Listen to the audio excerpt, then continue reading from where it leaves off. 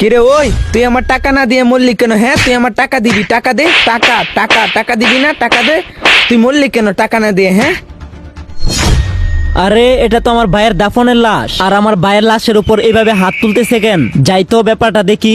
দে টাকা দে। আরে ভাই, আপনি এইভাবে লাশের উপর হাত তুলতেছেন কেন? আরে ভাই, আপনার বাইকে কেন মারতেছি তাহলে শুনেন। আরে বন্ধু, কি অবস্থা? এই তো বন্ধু, কি মনে করে?